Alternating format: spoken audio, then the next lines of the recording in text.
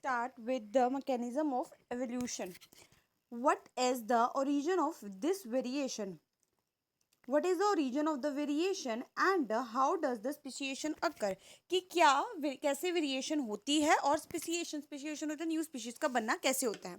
Even though Mendel has talked of inheritable factor, उसने बोला था इनहेरिटेबल फैक्टर्स होते हैं जो जिसकी वजह से आपका फिनोटाइप आपको देखने को मिलता है, जिसकी वजह से किसी ऑर्गेनिज्म में मान लो कि ब्लू आइज का तो आपको देखने को मिलेगी. तो ये लिखा है कि उसने इनहेरिटेबल के फैक्टर्स के बारे में बात की थी, बट डार्विन ने ना आइदर इग्नोर कर दिया था इस ऑब्जर्वेशन को या चुप रहा. ठीक है, मेंडल ने पहले से ही बात कर दी थी इसके बारे में इनहेरिटेबल फैक्टर्स होता है, बट डार्विन चुप रहा है, उसने इग्नोर किया और वो नहीं उसने इस ऑब्जर्वेशन को देखा. In the first decade of the 20th century Hugo de Vries ने based on his work on evening primrose में brought forth idea of the mutation. उसने आइडिया लेकर आया कि म्यूटेशन होती है, कि कुछ जो चेंजेस आपको देखने को मिलते हैं, मतलब जिसकी वजह से एक ऑर्गेनिज्म सर्वाइव कर पा रहा है और दूसरा नहीं कर पा रहा है, इज द म्यूटेशन. मतलब उस ऑर्गेनिज्म में कुछ म्यूटेशन हुई है. सो ये हुगो डी वराइस ने हमारा अपने बताया था इवनिंग प्राइमोर्स पे काम करके कि हमारा म्यूटेशन के idea large differences arising suddenly in उस पे. म्यूटेशन क्या होती है कि इतना लार्ज डिफरेंसेस होना किसी भी एक इंडिविजुअल में सडनली होना. ठीक है, उसने बोला mutation which causes evolution not the minor variation inheritable that organ. उसने बोला कि म्यूटेशन की वजह से ही आपको एवोल्यूशन देखने को मिलता है, एक स्पीशीज धीरे धीरे म्यूटेशन होती है. उसने बोला मतलब उसने बोला कि ये म्यूटेशन होता है जिसकी वजह से एवोल्यूशन होता है, मतलब एक ऑर्गेनिज्म न्यू स्पीशीज बनती है. बट उसने बोला, इसने ये नहीं बोला छोटी छोटी, डार्विन ने तो बोला छोटी छोटी वेरिएशन होती है धीरे धीरे कर करके फिर वहां से आपको एवोल्यूशन मतलब न्यू ऑर्गेनिज्म देखने को मिलता है. बट उसने बोला हुगो डी वराइस ने कि म्यूटेशन होती है, ये सडन होती है, ये ऐसे धीरे धीरे नहीं होगी, ये जल्दी होगी. म्यूटेशन रैंडम होती है, डायरेक्शनलेस होती है, कोई इसका डायरेक्शन नहीं होता, डायरेक्शन से रैंडम है, किसी भी टाइम पे हो जाएगी. डार्विन की वेरिएशन छोटी थी एंड डायरेक्शनल थी. Evolution for Darwin was gradual, कि उस डार्विन के लिए ना जो एवोल्यूशन होना धीरे धीरे था.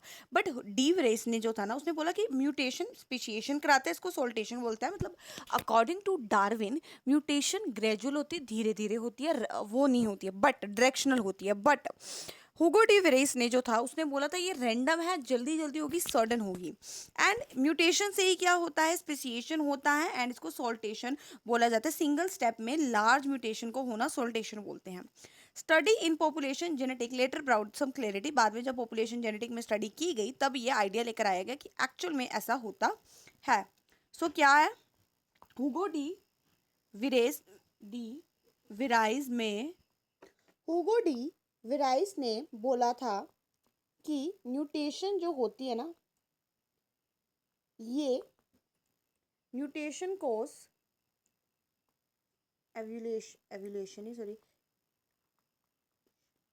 एवोल्यूशन जो होता है ये कौन कराता है, म्यूटेशन कराता है. एंड ये रैंडम होती है एंड फास्ट बोल लो इसको, सडन बोल लो, एंड डायरेक्शनल लेस होती है. ठीक है, according to Hugo de Vries directionless होती है. और उसी अगर हम देखें डार्विन के बारे में, उसने इनहेरिटेबल फैक्टर्स नहीं बोले थे बट इसने बात की थी. डार्विन ने इनहेरिटेबल फैक्टर्स को इग्नोर कर दिया, पता नहीं क्या था, बट उसने ये चीज़ नहीं बोली कि म्यूटेशन भी हो सकती है. सो जो डार्विन था ना, डार्विन के हिसाब से जो ये चीज़ होती है ग्रेजुअल होती है, मतलब एवोल्यूशन जो होता है ये धीरे धीरे ग्रेजुअल होगा एंड ये डायरेक्शनल होता है, मतलब एक डायरेक्शन में होगा, आपको डायरेक्शनल लेस नहीं देखने को मिलेगा. ठीक है, और ये क्या होता है, डायरेक्शनल होता है एंड ये स्लो होता है, वो क्या था, फास्ट था. ठीक है, सो अकॉर्डिंग टू ये हुगो डी वराइस के बारे में था कि उसने बोला कि जो म्यूटेशन है, म्यूटेशन की वजह से आपको वेरिएशन देखने को मिलती है, जो चेंजेस है ये म्यूटेशन की वजह से है. हुगो डी वराइस के हिसाब से जो ये फास्ट थी हमारी, ये डायरेक्शनलेस थी, रैंडम थी. ठीक है, एंड ये जल्दी जल्दी हो जा रही थी. म्यूटेशन से ये हमारी क्या हो जाती है, स्पेसिएशन हो जा रही थी. बट डार्विन ने कहा था ये तो धीरे धीरे होती, छोटी छोटी वेरिएशन होती है, फिर जाकर आपको देखने को मिल जाएगा एवोल्यूशन, बट उसमें गलत आ गया. फिर आया एक्टिव रेडिएशन के बारे में करते हैं एक बार. अब हम let's start with active radiation. During his journey, जब डार्विन जो था ना गालपियागो आइलैंड में गया था, उसने ऑब्जर्व किया था during his journey well to उस पे, तो उसने ऑब्जर्व किया कि एक अमेजिंग डाइवर्सिटी ऑफ क्रिएचर, उसने ना एक क्रिएचर्स के अलग अलग तरीके के क्रिएचर्स देखे थे, ठीक है। Of particular interest small black bird, उसको एक छोटे से ब्लैक बर्ड जिसने उसको बाद में डार्विन फिंचेस का, उसको वो सबसे ज़्यादा अमेज की। सो वो जब गैल्पियागो उसने अलग अलग तरीके के ऑर्गेनिज्म देखे, उसको जो एक स्मॉल ब्लैक बर्ड थी, उसने अब आपको डार्विन फिंचेस नाम दे दिया, उसको वो चीज़ बहुत अच्छी लगी। उसने देखा कि that there were many Darwin finches, मतलब वहाँ पर बहुत ज़्यादा फिंचेस उसको देखने को मिली at that time. Varieties of finches देखने को मिली इन द सेम आइलैंड में, एंड ऑल द वेराइटीज, उसको काफ़ी वेराइटीज देखने को मिली, एंड सारी की वेराइटीज जो थी ना वो खुद इवोल्व हुई आइलैंड पे। उसको काफ़ी वेराइटीज देखने को मिली उस फिंचेस की, उस फिंचेस की, एंड वो खुद ही इवोल्व हुई है आइलैंड पे, ठीक है। From the originals, main original थी सीड खाने वाली, सीड ईटिंग फीचर्स में many other form with Altit बीक्रोस, पहले सीड वाली थी, फिर जैसे जैसे थोड़ा उस फिर क्या हुआ, अलग अलग चीज़ें आई जिसकी वजह से उनके एल्टेड, मतलब जो उनका बीक था ना, ये जो चोंच थी उनकी, ये चेंज होती गई। जैसे इसमें अलग है, सभी है एक ही, बट वो एल्टेड बीक के साथ रोज होने लगे, and enabling them to become insectivorous and vegetarian. कुछ को बोला कि अब देखो, कई अगर सारे ही एक जगह पे सीड खाना शुरू कर देंगे तो सीड जल्दी खत्म हो जाएगा, ऑर्गेनिज्म फिर नहीं, उनको खाना नहीं मिल पाएगा। तो उन्होंने बोला कि एक कुछ स्पीशीज हमारा सीड खाएंगे, कुछ इंसेक्ट्स खा लेंगे, कुछ हमारे वेजिटेरियन, कुछ मतलब पत्ते वगैरह खा लेंगे। सो उन्होंने इस हिसाब से किया, एंड उनकी नेक जो थी ना वो जो बीक थी ना वो चेंज होती गई, ठीक है। ये एल्टेड बीक के साथ आपको देखने को मिल गया, एंड उसी तरीके से अलग अलग, अब वो अलग अलग स्पीशी, कुछ इंसेक्ट खाने वाली, कुछ वेजिटेरियन वाली, कुछ बन गई कुछ सीड खाने वाली, यही अलग बन के क्या हो गया, मेन ओरिजिन सीड वाली से है, एंड ये इकट्ठे मिलके एक अलग अलग स्पीशीज बन गए। ये process of evolution of different species in given, की एक ज्योग्राफिकल एरिया में एक स्पीशीज से अलग अलग स्पीशीज बनना, starting from a point and ये रेडिएट होना अदर एरिया, एक पॉइंट से शुरू होकर अलग अलग रेडिएटेड पॉइंट में जाना, इसको अडाप्टिव रेडिएशन बोला जाता है। कि एक स्पीशीज थी, मतलब इसको हम ऐसे बोलेंगे, एक स्पीशीज थी, इससे दूसरी बनी, इससे तीसरी बनी, ऐसे करके एक पॉइंट से स्टार्ट होकर दूसरे पॉइंट में जाना शुरू कर दिया।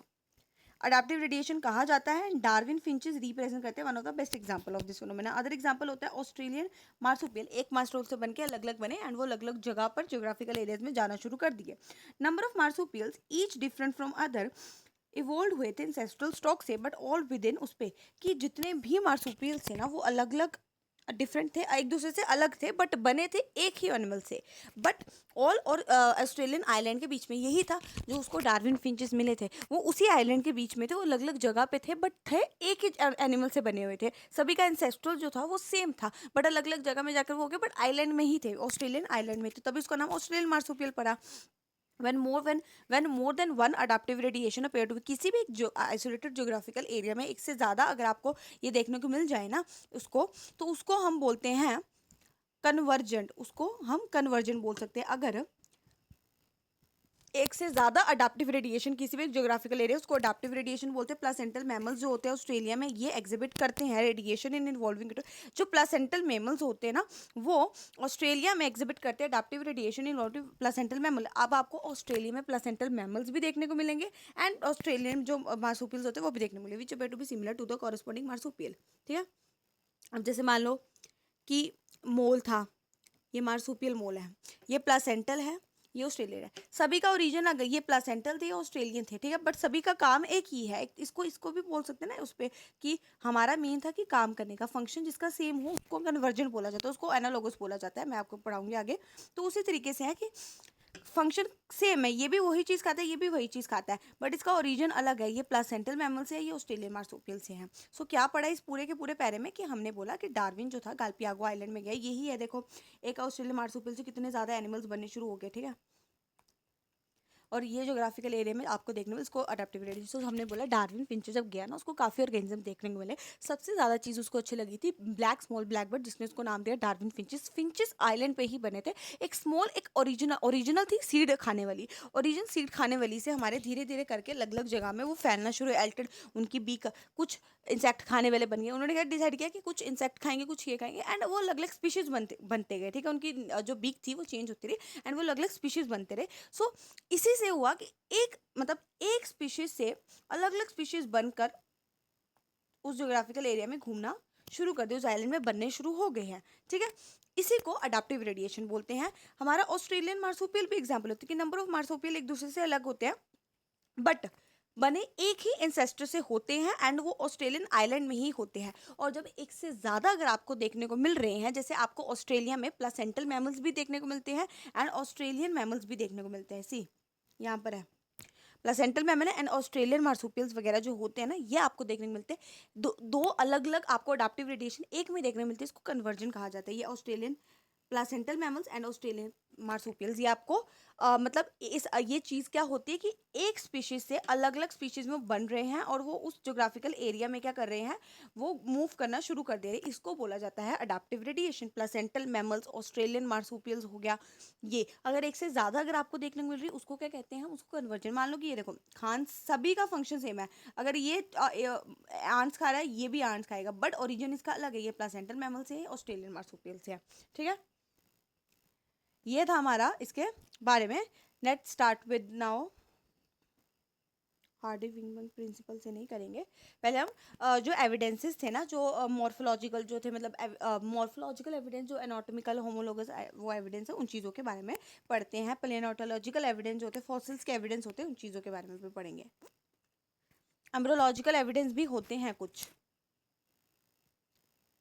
सी evidence that evolution of life form has indeed taken place has been confirm. उस पर कि एवोल्यूशन हुआ है, ये काफ़ी जगह से हमको पता देखने को मिलता है। Fossils are the remains. Fossils क्या होते हैं, हार्ड पार्ट जो होते हैं ना हमारे लाइफ फॉर्म्स के, वो आपको रॉक्स में याद रखना।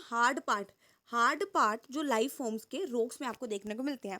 रॉक सेडिमेंट्स बनाते हैं, मतलब चट्टाने बनाते हैं। And cross section of earth crust indicate the arrangement of sediment. उस पर कि जो क्रॉस सेक्शन होता है ना अर्थ की क्रस्ट का, वो दिखाता है कि किस तरह सेडिमेंट्स की अरेंजमेंट होती है एक दूसरे के ऊपर during the long history of the earth. So याद रखना कि हमारा किसी भी एक लिविंग फॉर्म का उसका एक हार्ड पार्ट रॉक में आपको देखने को मिलना, वो रॉक चट्टाने बनाएगी एंड उसका एक अर्थ का जो क्रस्ट होता है उसका इकट्ठे मिलके वो एक से ऊपर सेडिमेंट्स को चढ़ाना शुरू कर देगी। ठीक है, different age sediments contain fossils of different life forms के अलग अलग चट्टाने उस टाइम के उस टाइम में कौन कौन से एनिमल्स थे उसकी फॉसिल्स आपको देखने को मिलते हैं, who probably died during the, जो उस टाइम पे मर चुके होंगे। सो उस टाइम पर जो आपको डिफरेंट सेडिमेंट अलग अलग चट्टानों पे आपको अलग अलग फॉसिल देखने को मिलते हैं, जो उस जब वो चट्टान बन रही थी तो वो मर चुके होंगे और उसका क्या बन गया, अंदर फॉसिल्स बन गया।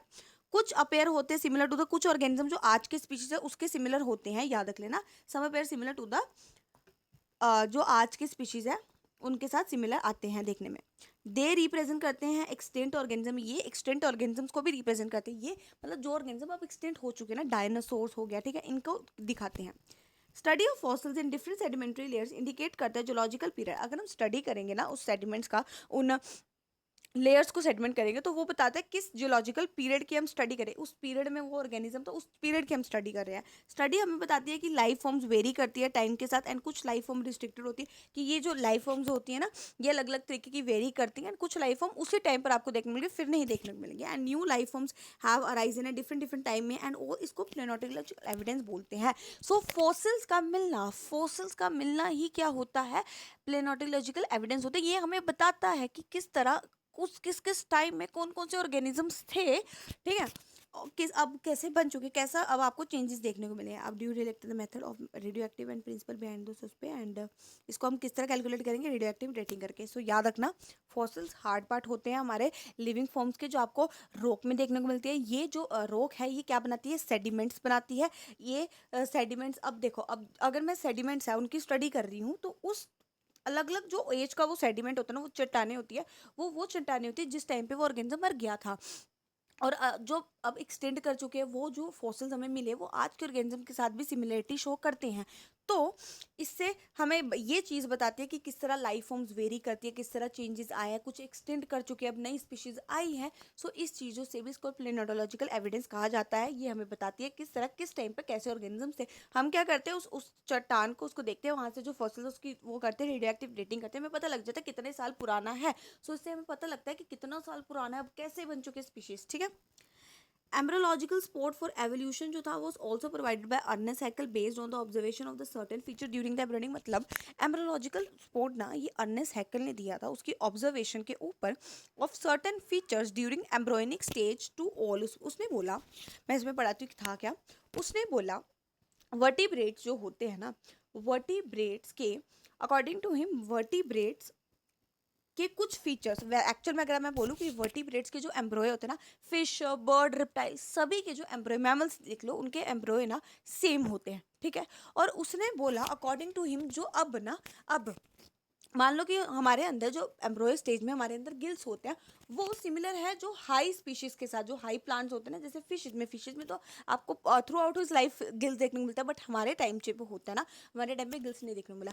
बट इसको डिसअप्रूव किया कार्लेस वॉन बेयर ने। उसने कहा कि ऐसा नहीं होता, कभी भी एम्ब्रोय जो होता है, एम्ब्रोय का स्टेजेस एडल्ट स्टेजेस में पास नहीं करते हैं। सो हैकेल ने बोला कि कुछ feature during the embroiding common to all, कि कुछ फीचर्स जो होते हैं वो एम्ब्रोय में सभी को देखने को मिलते हैं, बट अडल्ट में नहीं देखने को मिलते हैं। For example, embryo, her vertebrate का एम्ब्रोय इंक्लूडिंग ह्यूमन भी डेवलप करता है एक vestigial gill slits behind the head, but it is a functional organ. उस पर कि उसमें आपको एक गिल स्लिट, एक वेस्टिजियल गिल स्लिट देखने को मिलती है हेड के पीछे, बट ये फंक्शनल ऑर्गन किस में होता है, सिर्फ और सिर्फ फिश में आपको देखने को मिलता है, एंड किसी भी अडल्ट में नहीं देखने को मिलता। However this proposal was disapproved on careful study by college in von Baer में। उसने बोला एम्ब्रोइज कभी भी पास नहीं करते हैं adult stages of other animal. Oncology something होता है कि ऑन्कोलॉजी रिकैप्चुलेट एक लाइन है, ठीक है।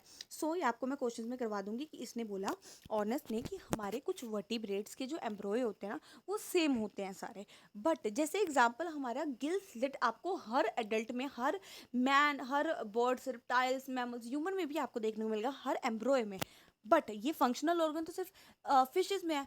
तो उसने बोला कि जो हमारे फिशेज में फंक्शनल ऑर्गन है, मतलब जो फिशेज के अडल्ट में है, वो एम्ब्रोय में देखने को मिलता है, बट एम्ब्रोय कभी भी, एम्ब्रोय के जो स्टेजेस होते हैं ना, एम्ब्रोयज जो होते हैं ना, वो कभी भी adult stages of other animals के साथ नहीं करते, मतलब ये टीच नहीं होती है कि उसमें अडल्ट में था, ठीक है, कि ये नहीं कि फिशेस के अडल्ट में है तो इसकी इसी वजह से अब हम हमारे एम्ब्रोयज में है, नहीं, ये कभी भी नहीं होता है। बस ये चीज़ है कि जो चीज़ एम्ब्रोय, जो मतलब ये चीज़ होगी कि एम्ब्रोय सभी एनिमल, सभी वर्टिब्रेट्स का सेम होता है, ये चीज़ सही है इसमें से कि एम्ब्रोय, ये चीज़ याद रख लेना, embryo of all vertebrates are same, एक ये याद रख लेना। दूसरा, एक ये, और दूसरा था कि एम्ब्रोइज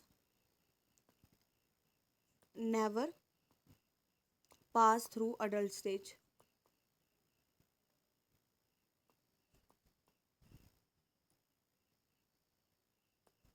ठीक है, ये किसने बोला था, कार्लेस ऑर्नेस वॉन बेयर ने बोला था कि ये नहीं होता है, एम्ब्रोय कभी भी अडल्ट स्टेजेस में पास नहीं करते हैं, बट ऑर्नेस ने तो कहा कि जो मतलब कुछ फीचर्स जो होते हैं ना कुछ एम्ब्रोनिक स्टेज में, हर वर्टिब्रेट्स में आपको देखने को मिलते हैं जो एब्सेंट होते हैं, बट उसकी ये बात अलग होगी, उसने ये गलत बोल दिया कि हमारे में जो गिल स्लिट होता है, मतलब जो फिशेज में गिल्स थी, जिसकी फिशेज में गिल्स होने की वजह से हमारे अंदर ये गिल्स आई है, ये गलत हो गया है, ये सही नहीं है, ये इसको disapprove Karl's von Ernest von Baer ने मना कर दिया था। अब हम एनाटॉमी एंड मॉर्फोलॉजिकल सिमिलरिटीज देखेंगे अगले में।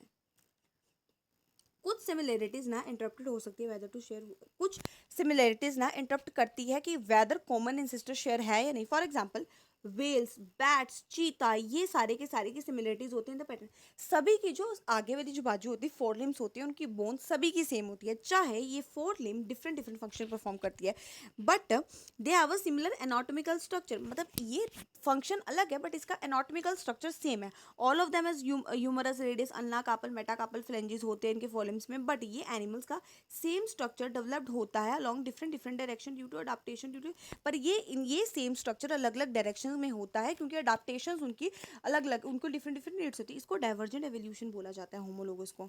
ठीक है, मैं यहाँ पर आपको करवाती हूँ।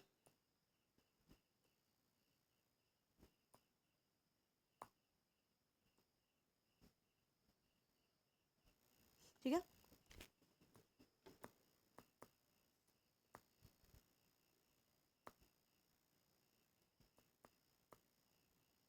होमोलोगी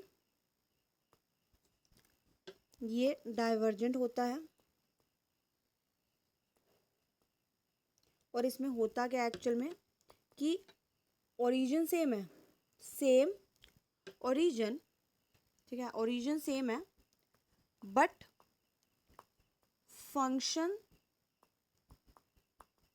डिफरेंट होता है। बट ये चीज़ याद रख लेना, एक एक्सेप्शन है कुछ चीज़ों में जो होते हैं ना, जैसे वर्टिब्रेट्स का ब्रेन, हार्ट, ये फंक्शन भी सेम है, ओरिजिन भी सेम है। सो फंक्शन सेम भी हो सकता है,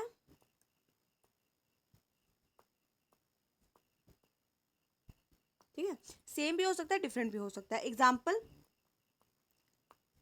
फोर लिम्स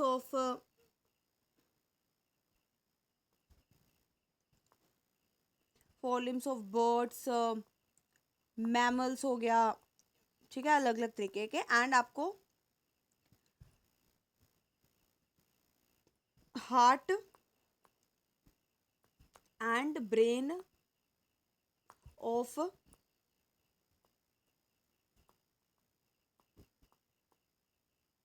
वर्टिब्रेट। एक होता है बुगेन थॉर्न ऑफ बोगेन विलिया, बोगेन विलिया, या फिर दोनों बोगेन विलिया, याद नहीं आ रहा है दूसरा वाला, let me just see. Bougainvillea tendril होता है। जैसे इसका तो क्या होता है कि थोन इसका वो डिफेंस में काम आता है, एक होता है टेंड्रिल जो उसमें काम करेगा आपको। कुकुरबिता, मुझे कसकटा याद आ रहा था, कुकुरबिता, कुकुरबिता ये डिफेंस में है, और कुकुरबिता का टेंड्रिल एंड इसका क्लाइंबिंग में काम होता है। इनका सभी का क्या प्रॉब्लम है कि इनका फंक्शन सेम हो भी सकता है, डिफरेंट हो भी सकता है, बट ओरिजिन सभी का सेम होगा, इसको एनालोगस बोला जाता है।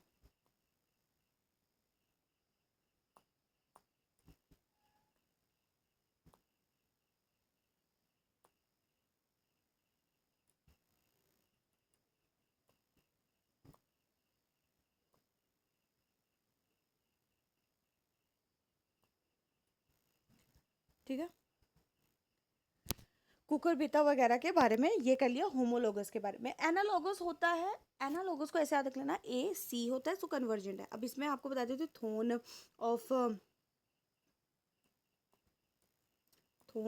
Of begin with Cucurbita represent homology. Homology ना बेस्ड होती है डाइवर्जेंट एवोल्यूशन, वेयर एनालॉगी होता है सिचुएशन एग्जैक्टली ऑपोजिट। मतलब एनालॉगी में फंक्शन सेम है बट ओरिजिन अलग है, ठीक है, इसको बोला जाता है analogy. Wings of butterflies and birds देखने में सेम लगेगी बट एनाटॉमिकली सेम नहीं है।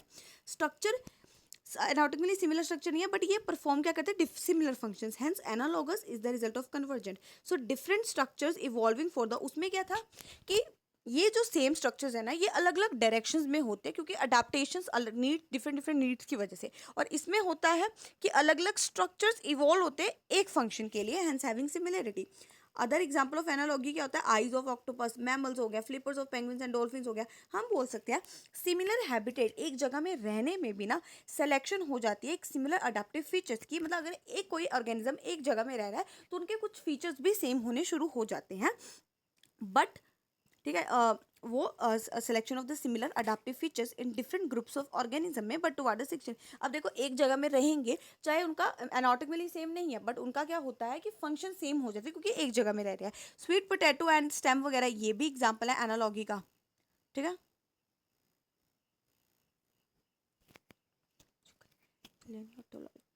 लेट मी जस्ट सी, इसमें भी आपको एक लाइन थी कन्वर्जेंट होता है, इसमें की homology vertebrate of hearts and brain, वही लाइन है। अब आपको एनालॉगी पढ़ाती हूँ। एनालॉगी हमारा कन्वर्जन से होता है, कन्वर्जन ए सी से याद रख लेना है। एंड इसमें आपका ओरिजिन जो होता है वो, इसमें फंक्शन सेम होता है बट ओरिजिन डिफरेंट ओरिजिन है, ठीक है, फंक्शन सेम है बट ओरिजिन क्या है, अलग है। जैसे एग्जाम्पल हमारा आइज ऑफ ऑक्टोपस और मैमल्स की, मैमल्स मतलब मान लो हमारा ही खुद, ऑक्टोपस कहाँ पर है हमारा, ऑक्टोपस एंड मैमल्स, एंड खुद देख लो कि दोनों ही देखने में काम आते हैं बट है कहाँ पर, वो मलस्का है, वो एक मैमल्स होते हैं। सो ये दोनों अलग आ चुके हैं। दूसरा होता है हमारा sweet potato, sweet potato and potato, ठीक है। स्वीट पोटैटो जो होता है ये हमारा पोटैटो, ये हमारा कहाँ से आता है कि ये स्टेम से आता है, और ये रूट से आता है, बट दोनों ही क्या होते हैं, दे बोथ आर एडिबल, है ना। रूट से है और ये उसमें है से है। और कौन कौन से हैं, बट ये आपको इसमें क्या लाइन थे, अगर मैं इस लाइन को देखूं,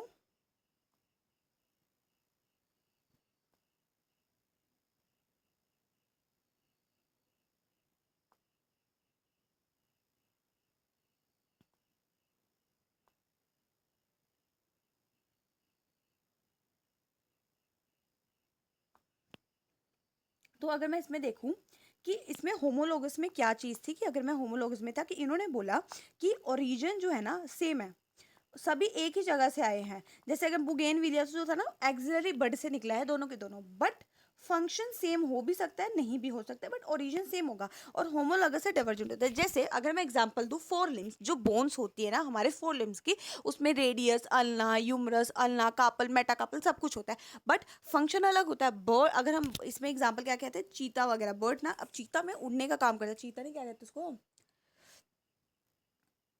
सी इधर क्या क्या है हमारा, बर्ड्स हो गया, हमारे चीता हो गया। अब बैट में उड़ने का काम है, इसमें स्विमिंग का काम है, इसमें दौड़ने का काम है, इसमें हाथ का काम होता है ना। तो देखो फंक्शन सभी में अलग अलग करेगा फॉलोइंग, बट ओरिजिन सभी का सेम है, सभी देखने में अंदर से सेम है, ठीक है।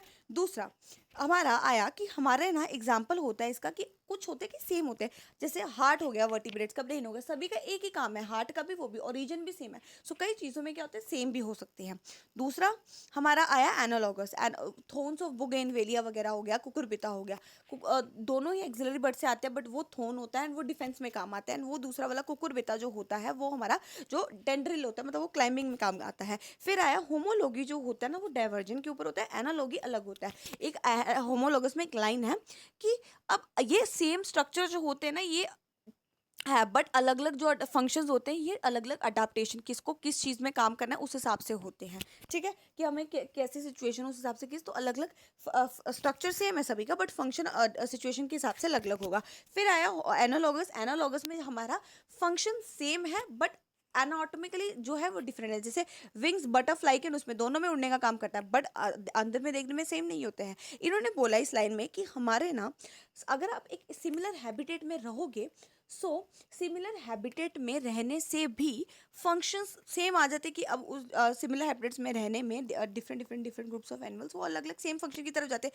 डिफरेंट ग्रुप ऑफ ऑर्गेनिज्म में अब सिमिलर हैबिटेट में रहने में, उस पर जैसे मान लो कि उसमें मैं आपको, अगर मैं उसमें बात कर रही थी, इसमें हमारा आइज ऑफ ऑक्टोपस हो गया इसमें, अब ये कहाँ ऑक्टोपस कहाँ डॉल्फिन, पर दोनों का काम क्या है, सेम है। बटरफ्लाई बर्ड्स ये उड़ने में काम आते हैं, तो इनका उसमें होता है। सो याद रखना, एनालॉगस में क्या था, same function but origin different,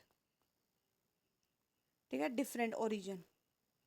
homologous में ओरिजिन सेम बट फंक्शन उस पे different, in the same line of उस पे। अब सिमिलरिटीज आपको जीन्स एंड प्रोटीन्स में भी देखने को मिलती है, performing a given function among diverse giving close to common history, कि आपके प्रोटीन में, आपके जीन्स में भी कुछ ना कुछ सिमिलरिटीज होती है, जिसकी वजह से हमारा एक कॉमन हिस्ट्री को ये बताता है कि किसी ऑर्गेनिज्म में कॉमन हिस्ट्री है, क्योंकि उसमें जीन्स एंड प्रोटीन सेम है। अब ये बायोकेमिकल सिमिलरिटी पॉइंट करती है कि shared insistence structural similarities among उस पर, क्योंकि स्ट्रक्चर सेम होगा, तो उस हिसाब से हमारे उसमें इंसिस्टी भी दिखाते हैं कि प्रोटीन में, ये जीन्स में, ये बायोकेमिकल चीज़ों में सिमिलरिटीज होने से ये भी कॉमन इंसिस्टी चीज़ को दिखाता है। मैंने लोगों ने काफ़ी सिलेक्टेड ब्रीड्स एंड प्लांट्स को एग्रीकल्चर के लिए, मतलब अपने कुछ गायों को अच्छे दूध के लिए, कुछ ना कुछ प्लांट्स को, एनिमल्स को अलग अलग चीज़ों के लिए वो किया है, कि वो अपने हाइब्रिडाइजेशन किया है, कि उस according to them, according to their needs वो काम करे, ठीक है। Man has domesticated many wild cloves animals is extensive breeding programme, इन्होंने इतने ज़्यादा ब्रीड बना लिए हैं जो दूसरे ब्रीड से अलग है, बट सभी सेम ग्रुप के हैं, ठीक है। इट इज़ आर्ग्यूड कि अगर 100 सालों के अंदर अंदर मैन इतने ब्रीड्स बना सकता है, सो नेचर क्यों नहीं बना सकती है। सो हमारे जीन्स वगैरह में, प्रोटीन में सेम होने से भी सिमिलरिटीज़ होती है, कॉमन एंसेस्ट्रीज होती है। मैन ने हाइब्रिडाइजेशन करके काफ़ी ऐसे ऑर्गेनिजम्स बनाए हैं, न्यू न्यू ब्रीड्स बनाई है, एंड ये न्यू ब्रीड्स अगर ह्यूमन बना सकता है इतने ही कम टाइम में, तो हमारा नेचर क्यों नहीं बना सकता है इतने नई नई ब्रीड्स। फिर आया एक another observation, spotting the evolution by natural selection comes from, उस पर नेचुरल सिलेक्शन क्या याद है ना, क्या कल करवाया था कि नेचुरल सिलेक्शन होता है कि कुछ ऑर्गेनिज्म सर्वाइव कर पाते हैं। अब मान लो कि कुछ हम सिचुएशन ऐसी होगी जिसमें एक सर्वाइव कर पाए, एक सर्वाइव नहीं कर पाए। अब जो सर्वाइव कर पाए वो आगे जाके और रिप्रोड्यूस करेगा, अपनी प्रोजेनी छोड़ेगा एंड उसको ही नेचर सेलेक्ट कर लेगी। सो अनदर इंटरेस्टिंग ऑब्जर्वेशन इसने बोला कि इंग्लैंड से आता है कि in a collection of moth made in उस पे 1850s में जब उसने कलेक्शन की मोथ की, मतलब बिफोर इंडस्ट्रियलाइजेशन, जब इंडस्ट्रियलाइजेशन नहीं हुई थी, तो देखा गया कि वाइट मोथ ज़्यादा थे देन द डार्क मोथ से एंड मेलेनाइज मोथ से। जो डार्क कलर के होते हैं ना उनसे ज़्यादा वाइट थे, ठीक है, before industrialisation. In the collection carried out from the same area, but industrialisation के बाद जब की ना डार्क विंग्ड ज़्यादा थे, तो प्रोपोर्शन रिवर्स हो गई थी। बिफोर इंडस्ट्रियलाइजेशन वाइट ज़्यादा थे, आफ्टर इंडस्ट्रियलाइजेशन ब्लैक ज़्यादा थे। क्यों हुआ? क्योंकि इंडस्ट्रियलाइजेशन से पहले कोई धुआं वगैरह नहीं था। अब हुआ क्या, इंडस्ट्रियलाइजेशन के बाद धुआं आना शुरू, जो ट्री थे ना वो काले होने शुरू होंगे हैं, तो जिसकी वजह से वो अपने आप को कैमोफ्लेज, अब जो काले वाले थे वो अपने आप को कैमोफ्लेज कर पा रहे थे, तो वो दिख नहीं रहे थे, तो उनको ज़्यादा प्रीडेटर्स जो थे खा नहीं रहे थे। पर बिफोर इंडस्ट्रियलाइजेशन से पहले वाइट थे सारा, तो वाइट वाले अपने आप को ज़्यादा अच्छे से छुपा पा रहे थे, तो जिसकी वजह से वाइट वालों को कोई नहीं पकड़ रहा था। सो एक्सप्लेनेशन क्या थी? Put fourth for the observation, explanation put fourth for this observation was that predator spot करता है मोथ को एक कॉन्ट्रास्टिंग। अगर एक अलग बैकग्राउंड होगा तो ऑफ कोर्स, मान लो कि एक वाइट कलर का है और डार्क कलर की चीज़, वो एक वाइट कलर की चीज़ डार्क कलर पे है, मुझे आसानी से दिख जाएगी।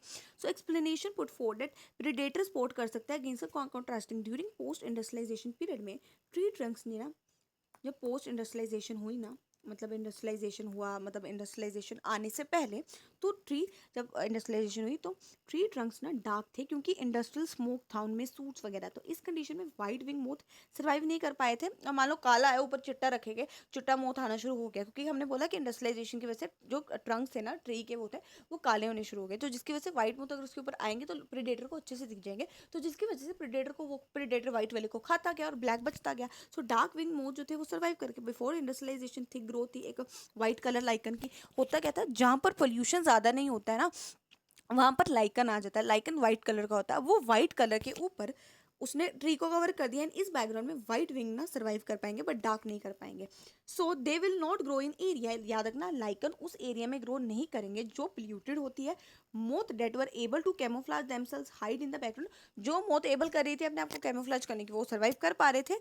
This understanding is post by the fact in area जहाँ पर इंडस्ट्रियलाइजेशन नहीं होती है, दैट रूरल एरियाज में मेलेनिक मोथ कम होती है, एंड ये हमें mix moth, this show that in a mix population में those that can better adapt survive increase population size में। रिमेंबर द नो, कोई भी याद रखना, कोई भी वेरिएंट ब्लैक एंड ये वाइट वाला डार्क पूरा खाली नहीं होता है। थोड़े बहुत ये होता है कि वाइट, कई बार वाइट ज़्यादा हो जाएगा, कई बार ब्लैक ज़्यादा हो जाएगा, प्रॉपर ये कंप्लीटली वाइप आउट नहीं होता है। And this show that in mixed population में भी, जो मिक्स पॉपुलेशन होती है, जो बेटर अडाप्ट कर लेता है वो सर्वाइव करता है, पॉपुलेशन में बढ़ाता जाता है। सो या पूरे के पूरे पैरे में क्या था, इंडस्ट्रियलाइजेशन होने से पहले जो मेरे ट्री के ट्रंक्स थे ना वो चिट्टे थे। हुआ क्या, चिट्टे कैसे हुए, क्योंकि लाइकन था, जहाँ पर पोल्यूशन नहीं होता है वहाँ पर लाइकन आ जाता है। लाइकन वाइट कलर का होता है, एंड उस वाइट कलर की वजह से क्या हो रहा था, आपको वाइट कलर के जब उसके ऊपर होंगे ना, वाइट कलर के मोत होंगे, वो आसानी से दिखेंगे नहीं, तो प्रेडेटर को ब्लैक दिख रहा था, तो वो उसको खाता गया ब्लैक वाले को, और वाइट बचते रहे। तो इंडस्ट्रियलाइजेशन से पहले वाइट ज़्यादा थे, बट इंडस्ट्रियलाइजेशन जैसे ही हुई, इतना धुआं वगैरह आया, तो वो जो ट्रंक्स थे ना वो काले होने शुरू हो गए, क्योंकि अब लाइकन चला गया, पोल्यूशन हो गया, तो लाइकन नहीं आएगा, वहाँ पर आपको डार्क कलर के अपने आप को छुपा लेंगे, तो जिसकी वजह से आपको डार्क मोड ज़्यादा देखने को मिलेंगे after the fertilisation, but white नहीं देखने को मिलेंगे। एंड यही है रूरल एरियाज जो होते हैं, जहाँ पर ज़्यादा पोल्यूशन नहीं होता है, पिंडों वगैरह में, जहाँ पर पोल्यूशन वगैरह अब तो वहाँ पर भी होगा, बट जहाँ पर नहीं होता है आपको वहाँ पर वाइट ज़्यादा देखने को मिलेंगे, डार्क नहीं देखने को मिलेंगे। एंड बट कोई भी वेरिएंट कंप्लीटली वाइप्ड आउट नहीं होता है। मिक्स पॉपुलेशन में भी क्या होता है, मिक्स पॉपुलेशन में होता है कि अगर कोई मिक्स पॉपुलेशन है जिसमें वाइट एंड डार्क दोनों है, इसका मतलब ये है कि जो अडाप्ट कर पाया वो सर्वाइव कर पाया, वो उसने अपने पॉपुलेशन को बढ़ा दिया। Similarly excessive use of herbicides की क्या होता है कि मान लो कि ये एक हमारे पास ये है, यहाँ पर एक ये था, इसमें मैंने डीडीटी डाली, इंसेक्टिसाइड डाला, ये इंसेक्ट्स थे यहाँ पर, एंड उसमें डीडीटी डाली, इंसेक्टिसाइड डाला, कुछ सर्वाइव कर पाए, ठीक है। अब वो सर्वाइव करेंगे तो वो अपना रिप्रोड्यूस करेंगे, तो इतने ज़्यादा में से ये इतने सर्वाइव कर पाए और इन्होंने आगे रिप्रोड्यूस करना शुरू कर दिया। सो ये क्यों सर्वाइव कर पाए? क्योंकि ये डीडीटी रेजिस्टेंस थी, इनके अंदर इनके जीन में कुछ ना कुछ ऐसी चीज़ थी जिसकी वजह से ये डीडीटी को आसानी से सर्वाइव कर पा रहे थे। सिमिलरली अगर हम यूज़ करेंगे, ये लगी अगर हम एक्सेसिव यूज़ करेंगे हर्बिसाइड एंड पेस्टिसाइड्स का, उससे सिलेक्शन होती है रेजिस्टेंट, जो रेजिस्टेंट वेराइटीज़ होती है ना, मतलब अगर मान लो हर्बिसाइड है, जो ऑर्गेनिज्म हर्बिसाइड के रेजिस्टेंट होगा वो हर्बिसाइड में सर्वाइव कर पाएगा, वो सर्वाइव कर जाएगा। सो सिलेक्शन होती है रेजिस्टेंट, और जो सर्वाइव किया वो आगे जाकर ग्रो करेगा एंड उसको नेचर सेलेक्ट कर लेगी। This is also true for the microbe against which we employ. अब माइक्रोब्स जिसके अगेंस्ट हम एंटीबायोटिक्स या ड्रग्स लेते हैं अगेंस्ट यूकेरियोटिक सेल्स के ऊपर, उसमें भी यही चीज़ होती है, जो सर्वाइव कर पाता है, जो उसके रेजिस्टेंट होता है कि हाँ उससे लड़ पाएगा, तो वो सर्वाइव करेगा, वो अपना रिप्रोड्यूस करता रहेगा। Hence resistant organisms are appearing in a tiny scales of month और नॉट सेंचुरी। ये जो रेजिस्टेंट है ना, ये आपको टाइम, ये नहीं सेंचुरीज में देखने को मिलेंगे, ये आपको महीने और सालों में ही देखने को मिल जाएंगे, जो रेजिस्टेंट ऑर्गेनिज्म होते हैं कि हाँ इसके अगर अगेंस्ट है तो ये सर्वाइव कर पाएंगे। ठीक है, ये एग्जांपल है एवोल्यूशन बाय एंथ्रोपोजेनिक, मतलब ये मैन मेड होता है। हर्बिसाइड, इंसेक्टिसाइड, एंटीबायोटिक ड्रग, ये लोगों ने तो बनाई है। अब ये एंथ्रोपोजेनिक मतलब लोगों की वजह से हो रहा है, लोगों ने क्या किया वहाँ पर डाला, और कुछ ऑर्गेनिज्म उसके रेजिस्टेंट थे, वो सर्वाइव कर पा रहे थे, उन्होंने रिप्रोड्यूस किया और वो ग्रो करते रहे। ये दिखाता है evolution is not a direct process in the sense of determination, it is a caustic process based on the chances. कि ये नहीं है कि ये जी हो जा रहा है कि अब डायरेक्ट है कि होगा नहीं होगा, बट ये चांसेस होते हैं कि म्यूटेशन होगी। उस ऑर्गेनिज्म म्यूटेशन में थी, कुछ ऑर्गेनिज्म थे जिसमें म्यूटेशन थी, कुछ ऑर्गेनिज्म वो सर्वाइव कर पा रहे तो वो सर्वाइव करे, उन्होंने रिप्रोड्यूस किया आगे। It is a chance event, याद रखना, it is a chance event in nature. ठीक है, क्या क्या पढ़ा अभी हमने पूरे के पूरे पैरे में? हमने अभी तक पहले पढ़ा था फॉसिल्स वाला। फॉसिल्स में क्या क्या पढ़ा, लेट्स स्टार्ट विद इट। पहले मैंने आपको पढ़ाया कि कुछ फॉसिल्स होते हैं ना, जो लिविंग फॉर्म्स होते हैं ना, उनका हार्ड पार्ट आपको रॉक्स में देखने को मिलता है, रॉक में। और वो रॉक क्या बनाता है, सेडिमेंट, चट्टाने बनाता है। और अलग अलग चट्टाने जो होती है, अलग अलग डिफरेंट डिफरेंट एज रॉक्स में आपको उस टाइम पे जो ऑर्गेनिज्म मरा होगा, उस ऑर्गेनिजम्स के आपको फॉसिल्स देखने को मिलेंगे उस चट्टान के अंदर। ठीक है, अब ये चट्टान की जब हम स्टडी करेंगे, उस फॉसिल्स की स्टडी करेंगे, हमें पता लगेगा कितना टाइम था, कितने वो थे लगते हैं, जो अभी जो अब जो अगर आपने फॉसिल्स देखे ना, कुछ ऐसे ऑर्गेनिज्म थे जो आज की स्पीशीज के साथ सिमिलरिटी थे, काफ़ी एक्सटेंड कर चुके हैं। ये फॉसिल्स में आपको एक्सटेंट ऑर्गेनिजम्स ही देखने को मिलेंगे और कई आ भी चुके हैं। सो ये जब हम फॉसिल्स को पढ़ते हैं, जब उनकी रेडियो एक्टिव डेटिंग करते हैं, तो हमें पता लगता है कितने साल पुराने हैं। तो हमें पता लगता है पहले कैसे ऑर्गेनिज्म थे, अब कैसे आया है। तो इससे हमें पता लगता है कितना एवोल्यूशन हुआ है, किस तरह चेंजेस आया है, पहले कैसे थे और अब कैसे हैं। ठीक है, दूसरा हमारा आया एम्ब्रियोलॉजिकल एविडेंस। अर्लेस हैकर ने कहा था कि कुछ फीचर्स होते हैं, वो सभी वर्टिब्रेट्स के आपको एम्ब्रोइज में देखने को मिलेंगे। There are some features that are common to all the vertebrates के एम्ब्रोय में। जैसे हमारा गिल स्लिट्स है, जो फिशेस में आपको देखने को मिलता है। फिशेस का एक फंक्शन ऑर्गन है, बट जो बर्ड्स होती हैं, मैमल्स होते हैं, जितने भी इन चीज़ होते हैं ना, इनके एम्ब्रोइज में आपको ये गिल स्लिट देखने को मिलती है, बट जिसका कोई रोल नहीं होता है। बट एडल्ट में आपको नहीं देखने को मिलेगी, बट एम्ब्रोय में देखने को मिलेगी। तो उसने कहा कि फिशेस में था, तो फिशेस से आते आते इन ऑर्गेनिजम्स में आना शुरू हो गया, बट ये रॉन्ग था। कार्लेस वॉन अर्नेस्ट बेयर ने कहा था कि ये नहीं होता कभी भी, एम्ब्रोय ना एडल्ट स्टेजेस में पास नहीं होते हैं, कभी भी नहीं होगा कि जो एम्ब्रोय के फीचर्स है वो आपको एडल्ट्स में भी देखने को मिलेंगे। ठीक है, दूसरा हमारा आया कि ये किसने किया था, कि आपको पता लगा कि ये चीज़ याद रख लेना, कुछ फीचर्स जो होते हैं एम्ब्रोय में आपको सेम देखने को मिलते हैं। वर्टिब्रेट्स के जो एम्ब्रोयनिक स्टेज होते हैं ना, वो ज़्यादातर सेम ही होते हैं, थोड़े बहुत। ठीक है, बट कार्लेस वॉन ने देखा कि अर्नेस्ट हैकेल ने ना कुछ अपने तरीके से ही सेम करने शुरू कर दिए थे, बट इतनी भी सिमिलरिटीज़ नहीं थी जितना उसने दिखाया था। उसने देखा गिल स्लिट्स है ह्यूमन में, वो फिशेज में, अडल्ट्स में नहीं है ह्यूमन के, बट वो अभी है उनके, बट ये फंक्शनल ऑर्गन फिशेज में। उसने कहा कि फिशेज से हमारे अंदर आया, but this is wrong. Carlos ने इसको डिसअप्रूव किया कि ऐसा नहीं होता है। ठीक है, फिर आया हमारे पास homologous, homologous analogous. Homologous divergent होता है जिसमें ओरिजिन सेम है बट फंक्शन अलग अलग है। जैसे 4 लिम्स हो गया बर्ड्स की, सॉरी चीता की, बैट की, चीता की हो गया, वेल्स की हो गया, ह्यूमंस की। जो 4 लिम्स होते हैं ना, उसमें सभी में ह्यूमरस रेडियस अन्ना होता है, बट फंक्शन अलग होता है। वेल में तैरने का काम करेगा, चीता में दौड़ने का काम करेगा, ह्यूमंस में हमारे में हाथ का जो काम होता है वही करेगा, एंड बैट में उड़ने का काम करेगा। सभी का एनाटॉमिकल स्ट्रक्चर सेम है बट फंक्शन अलग है सभी का, उसी तरीके से। बट ज़रूरी नहीं कि सभी के होमोलॉगस में फंक्शन अलग ही होंगे। जैसे वर्टिब्रेट, हार्ट का या ब्रेन जो होता है वर्टिब्रेट का, इनका फंक्शन जो होता है वो सेम होता है, बट फंक्शन सेम होता है और ओरिजिन भी सेम होता है। अब एग्जाम्पल है बोगेनविलिया का जो थोन होता है एंड हमारे टेंड्रिल्स होते हैं कुकुरबिता के, इनका सभी का फंक्शन अलग होता है बट ओरिजिन सेम है, एक्सिलरी बर्ड से आते हैं। सो होमोलॉगस में क्या होता है, ओरिजिन सेम है, फंक्शन सेम हो भी या नहीं भी हो सकता है। इन्होंने एक लाइन थी कि कई बार क्या होता है कुछ ऑर्गेनिजम्स ना सिचुएशन के अलग अलग स्ट्रक्चर जो होते हैं ना वो अलग अलग जगह पर आ जाते हैं क्योंकि अडाप्टेशन अलग होती है। अब उसको वो था तो सभी का एनाटॉमिकली देखने में सेम है but adaptation different different needs की वजह से वो अलग अलग जगह पे आपको देखने को मिल जाएंगे, ठीक है, बॉडी के अंदर। दूसरा आया हमारा एनालॉगस। एनालॉगस कन्वर्जेंट होता है, मतलब इसमें फंक्शन सेम है बट ओरिजिन सेम नहीं है, एनाटॉमिकली सेम नहीं है। जैसे बटरफ्लाइज की विंग या बर्ड्स की विंग्स, आपको फंक्शन सेम, सभी दोनों में उड़ने का काम करेगी बट एनाटॉमिकली सेम नहीं होता है। ये अगर कोई ऑर्गेनिज्म सेम हैबिटेट में रहते हैं ना तो जिसकी वजह से उनमें सेम फंक्शन आपको देखने को मिल सकते हैं। अब eyes of octopus and mammals का, इनमें दोनों में देखने का काम करता है बट ओरिजिन सेम नहीं है, वो कहाँ मोलस्कस है, वो कहाँ क्या है। एंड दूसरा आया sweet potato. Sweet potato root में आता है, ठीक है, रूट में आता है एंड हमारा पोटैटो स्टेम से आता है बट फंक्शन दोनों ही एडिबल होते हैं। सो ये होती है एनोलॉगस हमारे उस पर। कई बार सिमिलरिटीज प्रोटीन में, जीन्स में भी आपको दिखाती है कि कॉमन एंसेस्ट्री है। फिर इन्होंने बोला मैन ने काफ़ी ऐसी हाइब्रिडाइजेशन एक्सपेरिमेंट किया प्लांट्स में, एनिमल्स में, ताकि वो अपना काम कर पाए कि वो अकॉर्डिंग टू देयर नीड्स वो उस हिसाब से काम करना शुरू कर दे। अब अगर इन्होंने बोला कि अगर ह्यूमन बींग ही इतना काम कर सकते हैं, इतना ब्रीड्स बना सकते हैं, नहीं नहीं, तो नेचर ने कितनी बना दी होंगी, ठीक है। अगला आया हमारा मोथ वाला कि इंडस्ट्रियलाइजेशन से पहले वाइट विंग ज़्यादा थे क्योंकि उस टाइम पे पोल्यूशन ज़्यादा नहीं था, तो लाइकन पेड़ों के ऊपर आ जा रहा था, तो वाइट आसानी से उसके अपने ऊपर कैमोफ्लेज कर पा रहा था, जिसकी वजह से वाइट सर्वाइव कर पा रहे थे, डार्क नहीं कर पा रहे थे।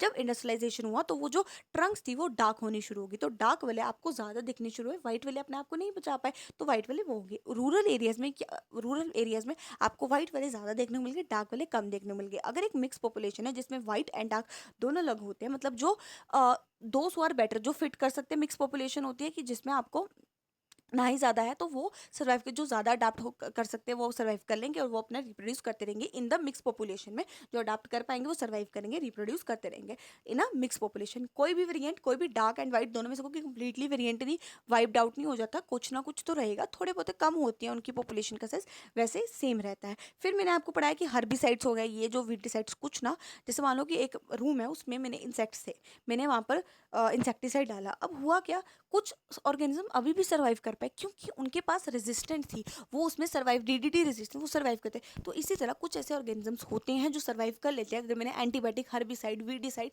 इंसेक्टिसाइड कुछ भी डाला है तो वो ग्रो करते हैं, वो अपना रिप्रोड्यूस करना शुरू कर देते हैं। इस तरह का ये एंथ्रोपोजेनिक एक्शन होता है कि अब ये एंथ्रोपोजेनिक मैन मेड के द्वारा होता है। और दूसरी चीज़ कि इसमें एक लाइन है कि ये ना चांस इवेंट होता है कि ये क्यों सर्वाइव कर पा रहे हैं और वो दूसरे क्यों नहीं कर पा रहे हैं, क्योंकि उसमें म्यूटेशन हुई है, ठीक है। नेक्स्ट है हमारे पास Hardy-Wingburn principle. In a given population, one can out out the frequency of the occurrence of the allele of a gene. कि हम किसी भी गिवन पॉपुलेशन में हम पता लगा सकते हैं किस तरह एक जीन अलील का किस तरह होता है, कि अलील ऑफ अ जीन या लोकस किस तरह होता है। This frequency is post to miss पे कि जीन पूल होता है कि एक पॉपुलेशन में जो टोटल नंबर ऑफ जीन या अलील होते हैं सेम होते हैं। So what is gene pool? Gene pool होता है, जीन पूल, रुको, सी, जीन पूल होता है किसी भी एक पॉपुलेशन में कितना जीन्स है, कितने अलील हैं। सो अब ये ना हार्डी विंगबर्न प्रिंसिपल इक्विलिब्रियम तब होता है, ये बोलता है कि अगर ये फ्रीक्वेंसी ना फिक्स्ड रहे, ठीक है,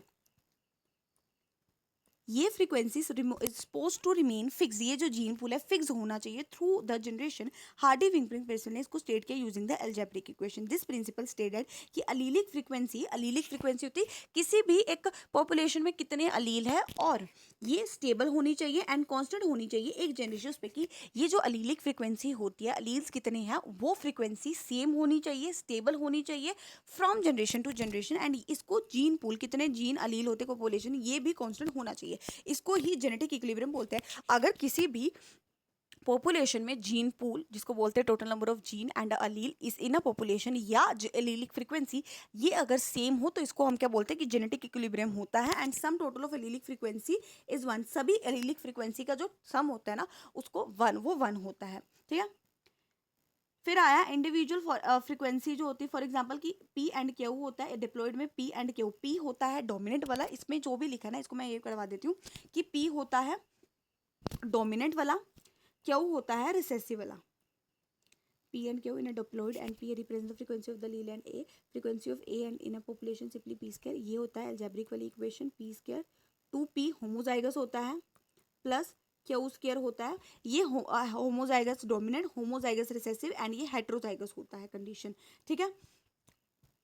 P होता है डोमिनेंट और उस पे सो प्रोबेबिलिटी कि एक allele with frequency P appear on both the chromosome is simply the product, ये पी स्क्वायर होता है हमारा होमोलोगस डोमिनेंट, ये हमारा होमोलोगस रिसेसिव होता है, ये हमारा हेट्रोजाइगस होता है। ये बाइनोमियल एक्सप्रेशन से दिखा दिया। अब अगर ये जीन पूल इस फ्रीक्वेंसी में पी प्लस क्यू, इसमें जो जेनेटिक में चेंज आता है ना, इसको चेंज ऑफ फ्रीक्वेंसी ये इसको डिस्टर्ब कौन करता है, इन्होंने ये बोला कुछ ऐसी चीज़ें होती है जिसकी वजह से मेरी ये जो जीन पूल था, अब ये वैसे तो सेम नहीं रहेगा, कभी भी सेम नहीं रहता जीन पूल, कभी भी किसी भी पॉपुलेशन में आपको same gene allelic frequency same देखने को नहीं मिलती है, कुछ ना कुछ डिस्टर्बेंस आपको देखने को मिलती है। 5 फैक्टर्स है जो इसको अफेक्ट करते हैं हार्डी विंगबर्ग इक्विलिब्रियम को। These are gene migration, gene मतलब कुछ जो है कुछ ऑर्गेनिज्म जगह छोड़ के चले गए किसी और जगह में, ठीक है, तो उसकी वजह से भी होता है जीन का फ्लो होना, जेनेटिक ड्रिफ्ट होना।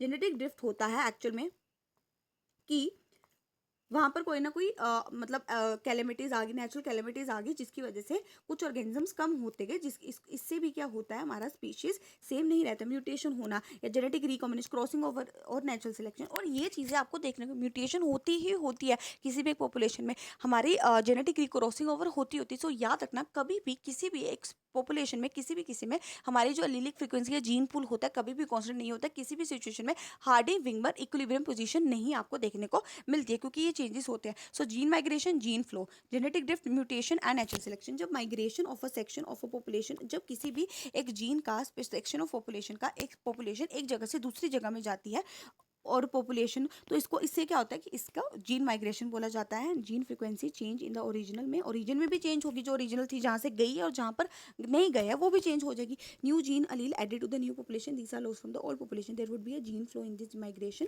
And gene in if this gene migration happen multiple time, तो इससे क्या होगा जीन फ्लो होना शुरू हो जाएगा अगर जीन माइग्रेशन बार बार होगा। If the same change occur by chance, इसको जेनेटिक ड्रिफ्ट बोलते हैं। Sometimes change in the allelic frequencies is so different in the new sample population they become, कई बार क्या होता है कि एक्चुअल में ड्रिफ्ट कई बार क्या होता है कि कुछ स्पीशीज़ ना, मान लो कि वो हुआ कि कुछ ये आपको जो जेनेटिक ड्रिफ्ट होता है ना कि एक ऑर्गेनिज्म में दूसरे ऑर्गेनिज्म में मतलब अचानक चेंजेस आ जाने, नेचुरल कैलेमिटीज आई, तो वो आपको स्मॉल पॉपुलेशन, मान लो 10 की पॉपुलेशन थी उसमें से 2 थे जिनकी ब्लू आइज थी, तो उससे क्या हुआ कि अब नेचुरल कैलेमिटी से चांसेस है ना कि वो 2 की डेथ हो सकती है जिसकी वजह से वो कम हो चुके हैं। अगर मान लो 1000 के लोग थे उसमें से हमारे 50 जो थे वो ब्लू आइज वाले थे, so there are low chances कि वहाँ पर एक आधा तो बचेगा और वहाँ पर तो नहीं बचने वाला है। सो ये जेनेटिक ड्रिफ्ट आपको स्लो पॉपुलेशन में देखी जाती है। एंड फाउंडर इफेक्ट होता है कि मान लो कुछ ब्लू आइज वाले, ये 2 ब्लू आइज वाले दूसरी स्पीशीज में चले गए और उन्होंने वहाँ पर अपने रिप्रोड्यूस करके न्यू स्पीशीज बनाना शुरू कर दिए, तो इसको भी बोला जाता है, इसको फाउंडर इफेक्ट, कि उन्होंने उधर जाके अपने फाउंडर, वो उस जगह के फाउंडर बन चुके हैं, तो उसको फाउंडर इफेक्ट बोला। जो original definitive population become founder, उसको फाउंडर इफेक्ट बोला जाता है। सो जीन का माइग्रेशन मैं आपको अभी बना के दिखाती हूँ। सो एक तो ये सिचुएशन है, एक पी प्लस क्यू, इसमें से पी डोमिनेट होता है, क्यू हमारा रिसेसिव होता है, पी स्केयर होमोजाइगस डोमिनेट होता है, 2 पी क्यू हमारा हेट्रोजाइगस होता है, क्यू स्केयर होमोजाइगस रिसेसिव होता है। कौन से फैक्टर अफेक्ट करते हैं हमारा जीन माइग्रेशन? जब एक स्पीशीज, एक कोई स्पीशीज जो है, पॉपुलेशन जो है एक जगह से दूसरी जगह में चल जाए, ओरिजिनल में भी आपको जीन पॉपुलेशन जो है वो चेंज हो जाती है, नए वाले में भी। जेनेटिक ड्रिफ्ट होता है कि कोई नेचुरल कैलेमिटीज आ गई, मतलब वो आ गया, तो ये आपको स्मॉल पॉपुलेशन में देखने को मिलती है। तो वहाँ से क्या होता है, आपको वो स्पीशीज जो है वो मर गया। जैसे मान लो कि 10 लोगों की स्पीशीज है, उसमें से 2 जो थे वो ब्लू आइज थे। मैंने आपको पहले भी एग्जांपल कि उसमें से अगर 2 होंगे तो वो स्पीशीज खत्म हो जाएगी, तो आपको वहां पर ये जेनेटिक ड्रिफ्ट हो गई, कुछ स्पीशीज मर गए। अब ऐसे मान लो जेनेटिक रिकॉम्बिनेशन आपको क्रॉसिंग ओवर जो आपको देखने को मिलती है। नेचुरल सिलेक्शन अभी आपको बताया था कि कुछ स्पीशीज है उसको नेचर सेलेक्ट कर लेती है। म्यूटेशन जो होती है, म्यूटेशन आपको बताई थी। सो ये होता है उस पर जेनेटिक ड्रिफ्ट में यही चीज होता है कि मान लो कि 2 वो ही ब्लू आंखों वाले दूसरी जगह में चलेंगे एंड उन्होंने वहां पर जाके अपने जैसे लोग बनाना शुरू कर दिए। तो इससे क्या होता है, इसको फाउंडर इफेक्ट बोलते हैं। याद रख लेना, इसको फाउंडर इफेक्ट बोला जाता है। इसका मतलब ये हुआ कि उन्होंने उस जगह में जाकर ना अपने जैसे लोग बनाने शुरू कर दिए और वहां के वो फाउंडर बन चुके हैं, तो इसको फाउंडर इफेक्ट बोला जाता है उस पे। ठीक है, it is called founder effect. कल मैं आपको इसके जो डायग्राम्स है उसके बारे में पढ़ाऊंगी एंड ह्यूमन एवोल्यूशन के बारे में पढ़ाऊंगी एंड द अदर वन की brief account of evolution and human evolution के बारे में पढ़ाऊंगी।